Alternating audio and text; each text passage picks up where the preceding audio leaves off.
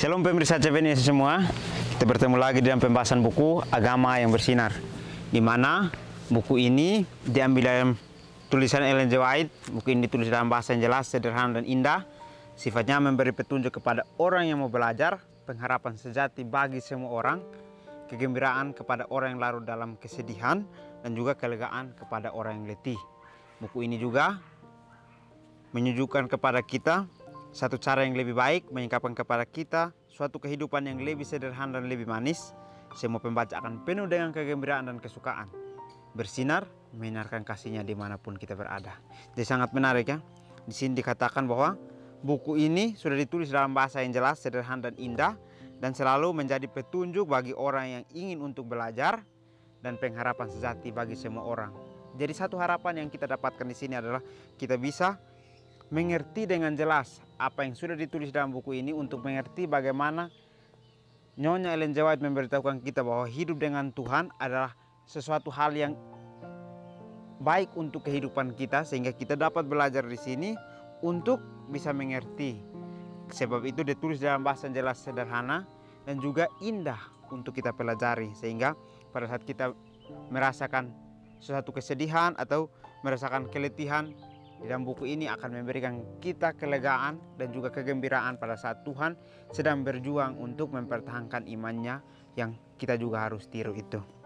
Dan juga di sini dikatakan bahwa kita harus penuh dengan kegembiraan dan kesukaan, di mana kita harus memiliki keduanya, karena pada saat kita memiliki keduanya kita harus memiliki sinar datang dari Tuhan, lalu sinar itu kita bagikan dimanapun kita berada. Bacaan kita kali ini judulnya Sukacita Yohanes digenapi dalam mempersiapkan jalan juru selamat. Ayat intinya terambil dalam Yohanes 3 ayat 29. Yang empunya mempelai perempuan ialah mempelai laki-laki, tetapi sahabat mempelai laki-laki yang berdiri di dekat dia dan yang mendengarkannya sangat bersukacita mendengar suara mempelai laki-laki itu. Itulah sukacitaku, dan sekarang sukacitaku itu penuh. Yohanes dalam sifatnya memiliki berbagai kesalahan dan kelemahan yang biasa pada manusia. Tetapi jamahan kasih ilahi telah mengubahkan dia.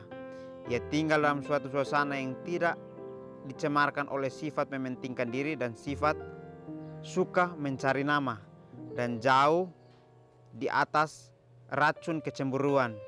Ia menunjukkan betapa jelas ia mengerti hubungannya dengan Mesias, dan betapa senang hatinya menyambut dia yang baginya ia telah menyediakan jalan.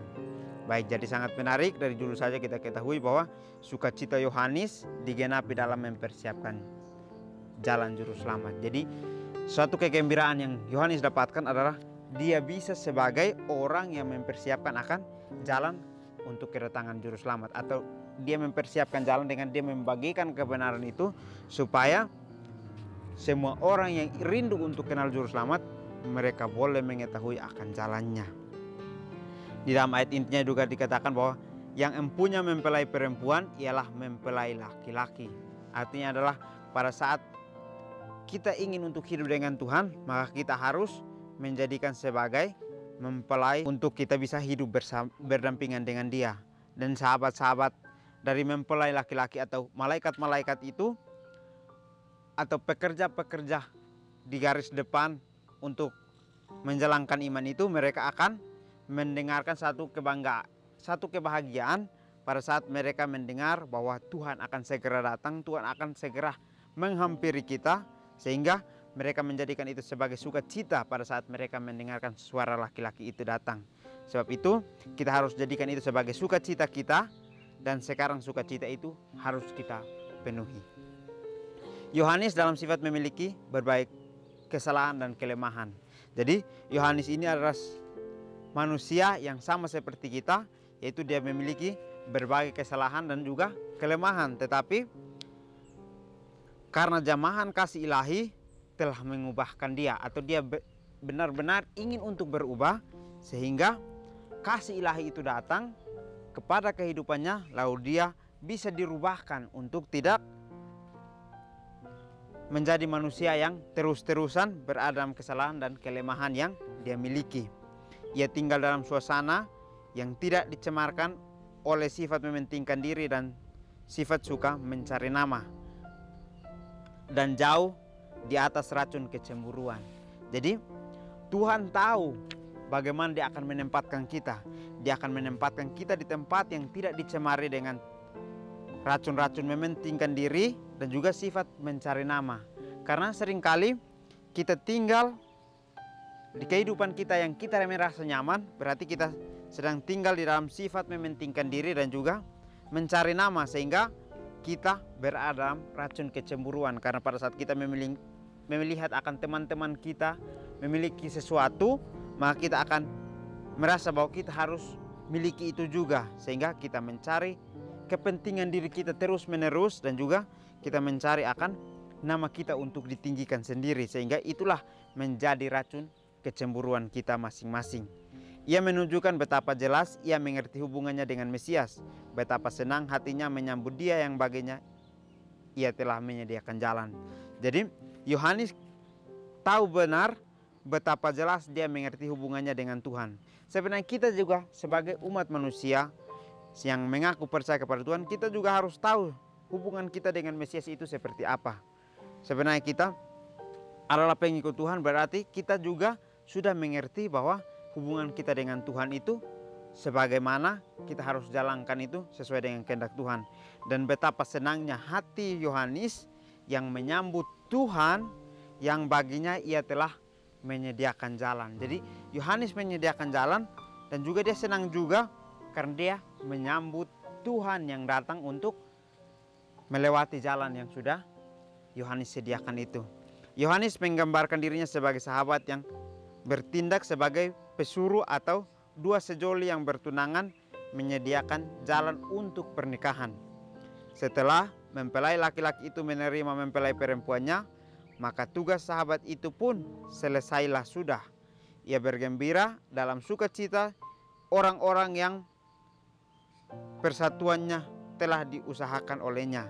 Demikianlah Yohanes telah dipanggil untuk mengalihkan perhatian orang banyak kepada Yesus, dan bersukacitalah ia menyaksikan sukses pekerjaan juru selamat itu. Katanya, sekarang sukacitaku itu penuh, ia harus makin besar, tetapi aku harus makin kecil. Jadi ini sangat menarik ya. Jadi Yohanes ini menjadikan Tuhan ini sebagai sahabatnya, sehingga dia bertindak sebagai seorang pesuruh atau dua sejoli yang sedang bertunangan untuk menjalankan pernikahan. Jadi sangat menarik ya. Dia sebagai satu sahabat yang mempersatukan antara mempelai laki-laki untuk menerima mempelai perempuan. Jadi dia menyatukan kita dengan Tuhan supaya kita dapat belajar bagaimana kita harus menjalani hubungan ini dengan sungguh-sungguh dengan Tuhan. Jadi tugas sahabat itu pun selesailah pada saat dia menyatukan akan mempelai laki-laki dan mempelai perempuan. Jadi di mana Yohanes menyatukan kita dengan Tuhan untuk kita bisa sama-sama bekerja untuk menjalankan satu misi yang Tuhan ingin untuk kita semua orang selamat. Itulah satu sukacita sahabat. Sebagai Yohanes dia sangat bersukacita karena dia sudah membuka jalan untuk kita semua bisa mengenal akan Tuhan. Ia bergembira dalam sukacita orang-orang yang persatuannya telah diusahakan olehnya. Jadi Yohanes bersukacita karena melalui dia bisa menjadi jalan untuk orang-orang mengenal Tuhan. Semua orang ingin supaya menjadi jalannya untuk orang-orang lain mengenal akan Tuhan. Tetapi untuk menjalankannya sesuatu hal yang tidak mungkin atau tidak mudah untuk kita jalani.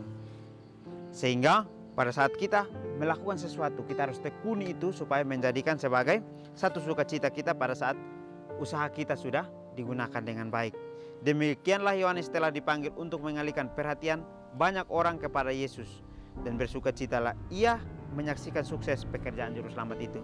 Jadi pada saat Tuhan memanggil dia untuk menjadi orang yang selalu dipandang akan kebenarannya, sehingga pada saat dia dipanggil untuk menarik perhatian akan umat-umat yang kurang percaya itu untuk lebih percaya lagi kepada Tuhan, maka pada saat itu juga dia dapat menyaksikan sukacita itu pada saat suksesnya pekerjaan juru selamat itu berjalan. Jadi pada saat sudah sukses, dia katakan sukacitaku sekarang sukacitaku itu penuh. Ia harus besar, ia harus makin besar, tetapi aku harus semakin kecil. Yang artinya adalah kita bersukacita karena Dia sudah memperkenalkan kita kepada Tuhan. Tetapi sekarang bukan kita kembali menjadi kerdil, tetapi kita harus menjadi kembali lebih besar akan iman kita kepada Tuhan.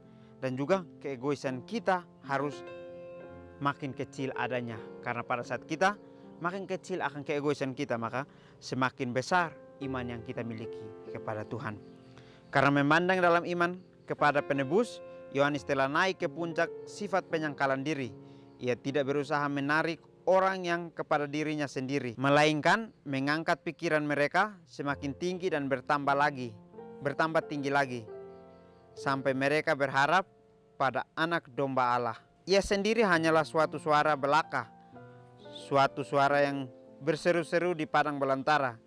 Kini dengan kesukaan ia menerima kesunyian dan kesenyapan, supaya mata semua orang kiranya dialihkan kepada terang itu, kepada terang hidup itu. Alfa Omega, jilid 5 halaman 180 dan 181.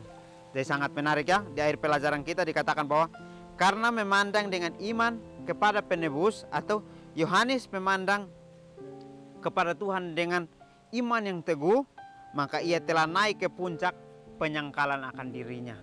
Jadi dia sangkal benar-benar dirinya untuk memiliki iman kepada Tuhan, sehingga ia berusaha menarik dirinya,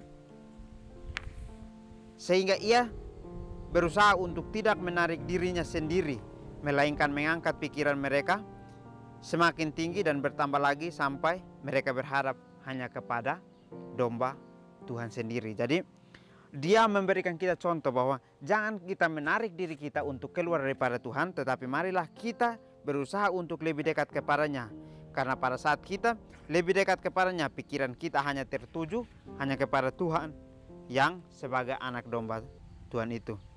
Ia sendiri hanyalah suatu suara belaka, suatu suara yang berseru-seru di padang belantara. Jadi Yohanes ini hanya dipanggil Tuhan, digunakan untuk bisa mengutarakan sesuatu kebenaran yang terjadi. Tetapi sifatnya adalah manusiawi, yang pada saat kita melihat akan kelemahan dan kesalahannya, mungkin kita tidak mendengarkan akan sesuatu hal kebaikan yang dia ucapkan itu. Tetapi Tuhan mengubahkan dia untuk bisa berseru-seru di padang belantara, untuk membuka jalan kepada juru selamat, supaya dia perkenalkan kepada kehidupan kita masing-masing. Kini dengan kesukaan ia menerima kesunyian dan kesenyapan, supaya mata semua orang kiranya dialihkan kepada terang hidup itu. Jadi oleh karena Yohanes kita dapat menerima akan juru selamat itu, sehingga dia bukakan akan jalan itu untuk kehidupan kita, sehingga pada saat kita ingin untuk mengikuti jalan itu, kita sedang dialihkan kepada satu terang hidup yang dimana kita semua orang rindu untuk ke sana. Jadi sukacita Yohanes digenapi dalam mempersiapkan jalan, maka sebenarnya juga adalah sukacita kita pada saat kita mengenal akan juru selamat. Jadi mungkin inilah pelajaran yang dapat saya bahas. Kiranya kita bertemu lagi di pertemuan selanjutnya. Kiranya Tuhan Yesus memberkati kita semua.